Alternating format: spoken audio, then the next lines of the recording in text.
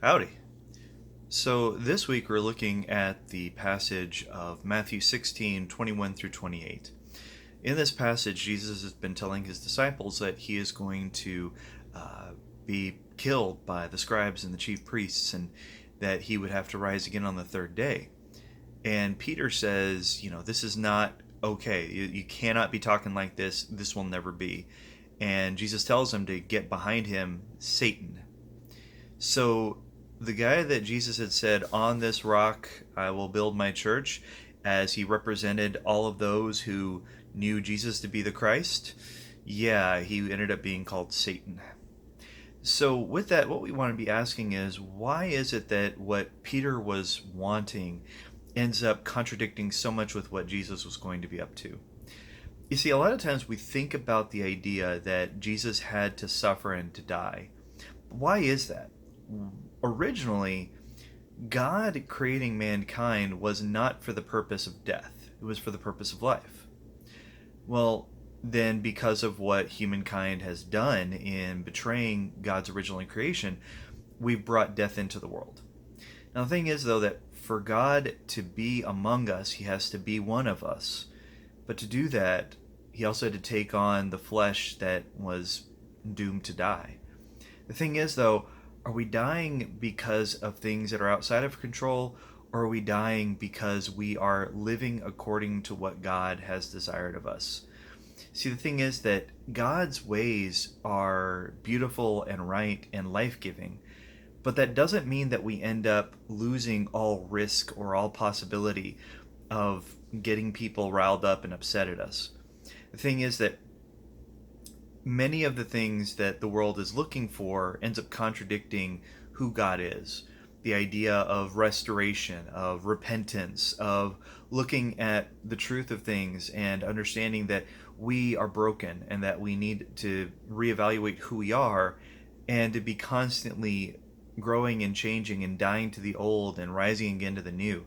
The thing is that there are a lot of different perspectives out there that completely contradict this idea that God would promote. The thing is that we end up seeing a world that says, well, we are all exactly who we should be, and so therefore there is nothing about us that we should, condemn or say that there's anything wrong with us at all. So it doesn't matter really what you do, you're still in the right. But then we have another theory that basically espouses the idea that anything that we do for the name of Jesus, for the sake of God, any of those would end up being something that we should defend and something that has to be protected. But a lot of times we end up becoming the very problem that we face. We end up becoming domineering and cruel and pushy. We end up expecting that everybody has to be exactly like us, and we don't have a place for mercy or grace. The thing is that while Jesus dying wasn't a good thing in and of itself per se, the thing is that Jesus, being the one who was going to give of himself to not only heal those who were lost and in need, physically, spiritually, emotionally, in every sense, the thing is that he couldn't end up turning his disciples into an army, because if he were to do so, it would betray everything about who he was and what he stood for. And even more than that is that the fact that he was innocent and then ended up being killed as a criminal led to the point where he was then going to also be brought back to life. Because if a person normally dies, there's usually something they're dying for that's justified.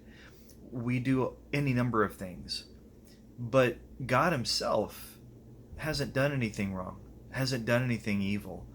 So for Jesus to die at all, especially as a criminal, means that he's being subjected to something he never deserved. But then the fact that he conquers it and rises again, that shows that God's plan is bigger than death, greater than that. And that's the thing, though, is that oftentimes we are so afraid of, quote unquote, losing. We're so afraid of being shamed. We're so afraid of anyone else getting the upper hand that we are willing to go to any lengths to stop it and to keep ourselves from suffering.